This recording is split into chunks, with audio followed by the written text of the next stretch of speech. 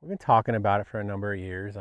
Over time, there's older kind of looting holes. There's more recent ones that we're trying to process right now. But yeah, it just got hit heavily by folks who were, basically pot hunting, right? And trying to, make a profit from our heritage and our culture and selling that, whether it be on the black market or to fund various kind of possible, legal activities in their own kind of ways of doing things. So I think most of the people that are looters, I'm pretty sure they're still scouting around. And it's kind of hard to say that things will be back to normal. But, we got greedy people living out there and they desperately need money. So, I don't think it'll ever stop. It's not good to fool Mother Nature, like they say. They will always get caught.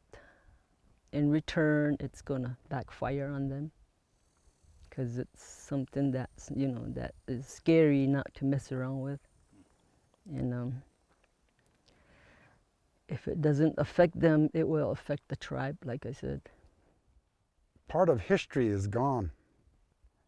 Part of our teaching of the sacred site, what it means, that's been taken away, destroyed. It'll never be recovered again most of the time.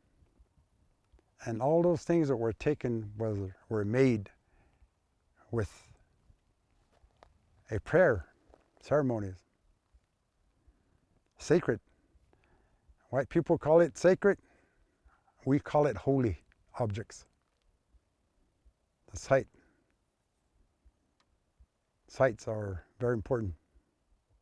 up here at least, we have some folks who, it's kind of intergenerational, right? I mean, there's folks who learn from their grandparents that, it's okay to go out and dig a burial or something like that and take artifacts away and materials or take ancestors away.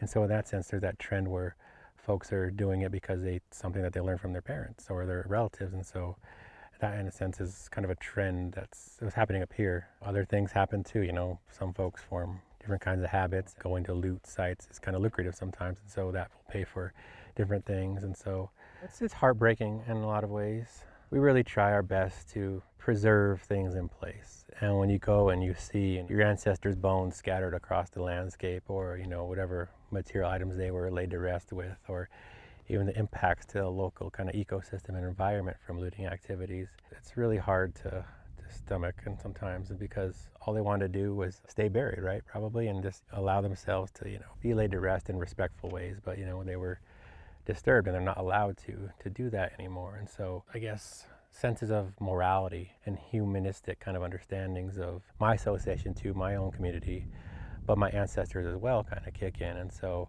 there's sadness, there's, fear because this stuff keeps happening. There's almost kind of rage sometimes because, I just don't like seeing these things happen again and again and again.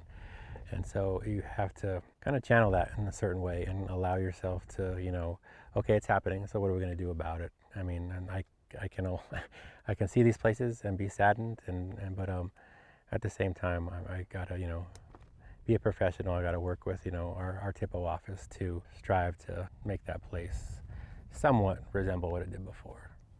But it's like we're paying the price for it. But once everything is returned back to Mother Earth, I think, everybody will go back to the normal path and trail